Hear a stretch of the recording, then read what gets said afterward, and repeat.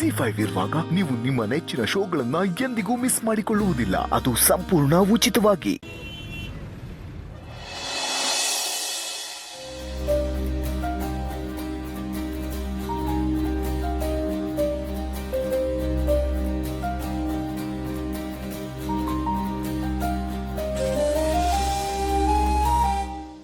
ಏನೋ ರಾಯರು ಭಾರಿ ಖುಷಿಯಾಗಿದ್ದಾರೆ. ತಾತ, ನಾನು ಮಾತಾಡುವಾಗೆಲ್ಲ ಮಗು ನನ್ನನ್ನೇ ನೋಡ್ತಿರುತ್ತೆ.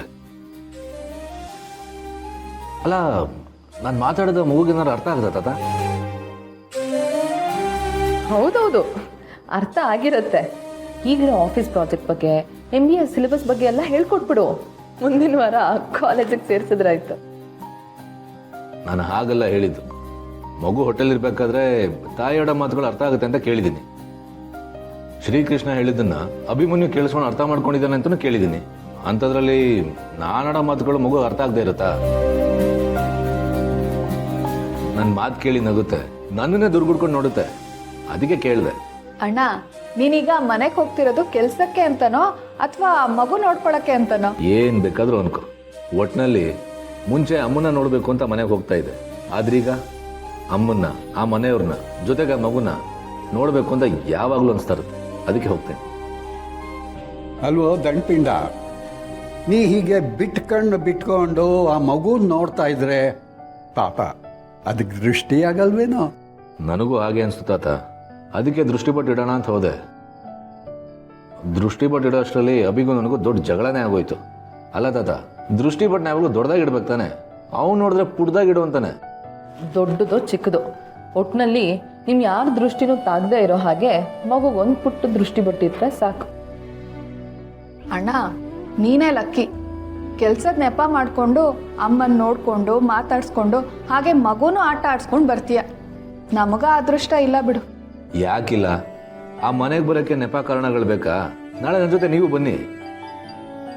ಹೌದಾ? ನಿಜವಾಗ್ಲೂ ಕರೀತಿದ್ಯಾ ಸಮರ್? ಹಾಗಿದ್ರೆ ನಾವಿಬ್ರು ಬೆಳಗ್ಗೆನೆ ರೆಡಿಯಾಗಿ ಬಂದ್ಬಿಡ್ತೀವಿ, ಒಟ್ಟಿಗೆ ಹೊರಡೋಣ. ನೀವು ಮಾತ್ರ ಹೊರಟುಬಿಟ್ರೆ ಸಾಕ? ನನಗೂ ನನ್ನ ಮಗಳನ್ನ, ಅವಳ ಮಗುನ ನೋಡಬೇಕು ಅಂತ ಆಸೆ ಇರಲ್ವಾ? ನಾನು ಬರ್ತೀನಿ. ಆದರೆ ನಾಳೆನೇ ಅಲ್ಲಿಗೆ ಹೋಗೋದು ಸರಿ ಅಂತ ಅನಿಸ್ತಿಲ್ಲ ನನಗೆ. ಮೊದಲು ತುಳಸಿಗೆ ಫೋನ್ ಮಾಡೋಣ. ಅವಳಿಗೆ ಮಗುವಿಗೆ ಏನೇನು ಬೇಕೋ ಕೇಳೋಣ. ಅದನ್ನೆಲ್ಲ ತಗೊಂಡು ಇನ್ನೊಂದು ದಿವಸ ಅವ್ರ ಮನೆಗೆ ಹೋಗೋಣ. ಕರೆಕ್ಟ್ ತಾತ. ಪಾಪುಗೆ ಅಮ್ಮಂಗೆ ಏನೇನ್ ಬೇಕೋ ನಾಳೆನೆ ಹೋಗಿ ಎಲ್ಲ ಶಾಪಿಂಗ್ ಮಾಡೋಣ. ನಾಡಿದ್ದು ಅಲ್ಲಿಗೆ ಹೋಗೋಣ. ಹಾಗಿದ್ರೆ ಇನ್ನೂ ಒಂದಿನ ಕಾಯ್ಬೇಕಾ? ಡೋಂಟ್ ವರಿ ಸಿರಿ, ಪಾಪು ನೋಡ್ಬೇಕು ಅಂದಾಗೆಲ್ಲ ವಿಡಿಯೋ ಕಾಲ್ ಮಾಡಿದ್ರಾಯ್ತು. ಅಂದ್ಹಾಗೆ ಅಮ್ಮಂಗೆ ಹಣ್ಣುಗಳೆಲ್ಲ ಏನು ತಗೊಂಡು ಹೋಗೋದು ಬೇಡ. ಈಗಾಗಲೇ ಮನೇಲಿ ಹಣ್ಣುಗಳಿದೆ.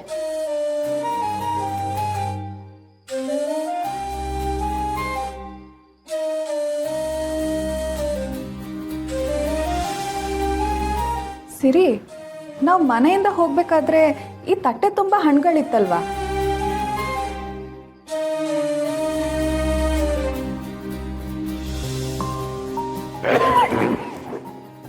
ಮಧ್ಯಾಹ್ನ ಯಾರೋ ಕೆಮ್ಮಿದ ಸದ್ದು ಕೇಳಿಸ್ತು.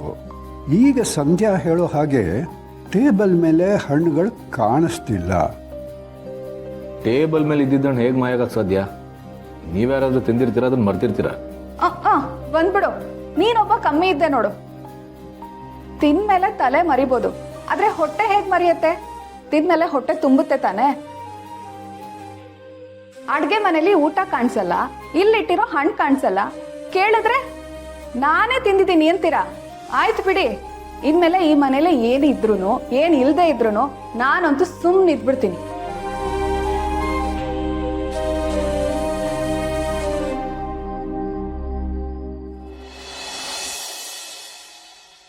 ತುಳಸಿಯವರೇ, ಹೆಲ್ಪ್ ಮಾಡ್ಲಾ?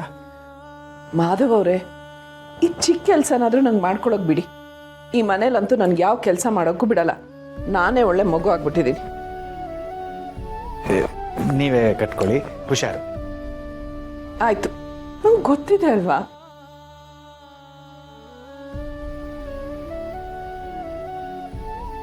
ಅಮ್ಮ, ತುಳಸಿಯವರೇ, ಏನಾಯ್ತು? ಹುಷಾರು ಅಂತ ಹೇಳಿದ್ನಲ್ಲ. ಯೋ ಮಾಧವ್ ಅವರೇ, ನನ್ಗೇನು ಆಗಿಲ್ಲ.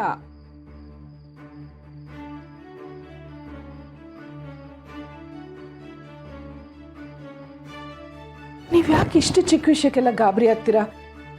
ಇಂಥ ಸಮಯದಲ್ಲಿ ಈ ಥರ ಸಣ್ಣ ಪುಟ್ಟ ನೋವಾಗೋದು ಸಹಜ. ನೋಡಿ, ನಿಮಗೆ ಸ್ವಲ್ಪನೂ ನೋವಾಗಬಾರ್ದು.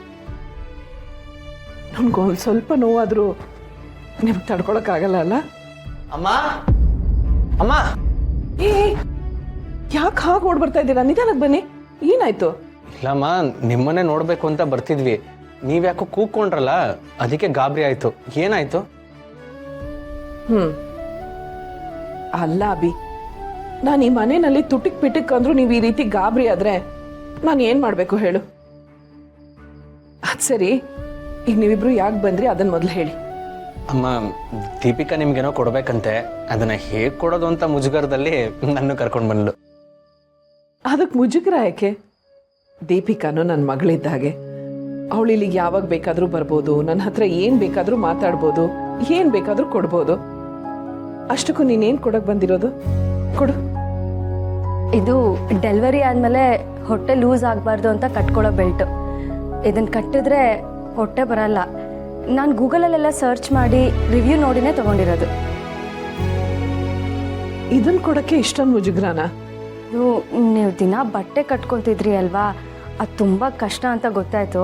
ಅದಕ್ಕೆ ನಾನು ಇದನ್ನು ಆರ್ಡರ್ ಮಾಡಿದೆ. ನಾನು ಈ ಬೆಲ್ಟ್ ಬಗ್ಗೆ ಕೇಳಿದ್ದೆ. ಮಾಧವ್ ಅವ್ರಿಗೆ ಇದನ್ನು ತರಕ್ಕೆ ಹೇಳೋಣ ಅನ್ಕೊಳ್ಳೋದ್ರಲ್ಲಿ ನೀನೇ ತಂದ್ಕೊಟ್ಟೆ. ಥ್ಯಾಂಕ್ಸ್. ಬಾ.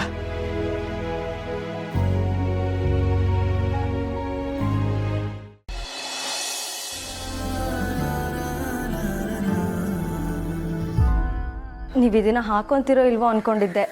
ಡೆಲಿವರಿ ಆದಮೇಲೆ ಸಾಕಷ್ಟು ಜನ ಅವರ ಹೆಲ್ತ್ನ ಕೇರೇ ಮಾಡಲ್ಲ. ಹಾಗೆ ಮಾಡಬಾರ್ದು. ಇಷ್ಟು ಮುದ್ದಾಗಿರೋ ನೀವು ಯಾವಾಗಲೂ ಹೀಗೆ ಇರಬೇಕು. ಸ್ಟ್ರೆಚ್ ಮಾರ್ಕ್ಸ್ ಹೋಗೋಕ್ಕೆ ಅಂತ ಒಂದಷ್ಟು ಕ್ರೀಮ್ಗಳನ್ನ ಆರ್ಡರ್ ಮಾಡಿದ್ದೀನಿ.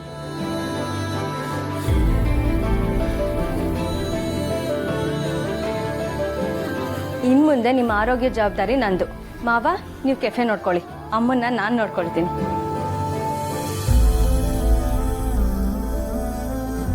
ಅಭಿ, ದೀಪಿಕಾ ತುಂಬ ಬದಲಾಗಿದ್ದಾಳಲ್ವಾ? ಹೌದಮ್ಮ, ಎಲ್ಲ ನಮ್ಮನೆ ಪುಟ್ಟಲಕ್ಷ್ಮಿ ಕಾಲ್ಗುಣ.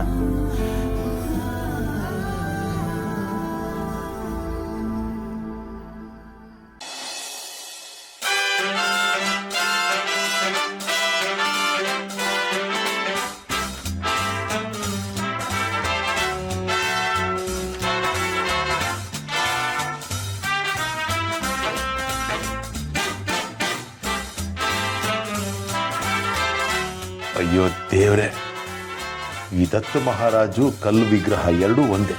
ಕೊಟ್ರೆ ವರ, ಇಟ್ರೆ ಶಾಪ. ಎಲ್ಲಾದ್ರೂ ಕೂತ್ರೆ ಕದ್ಲಲ್ಲ. ಏನ್ ಮಾಡ್ಲಿ?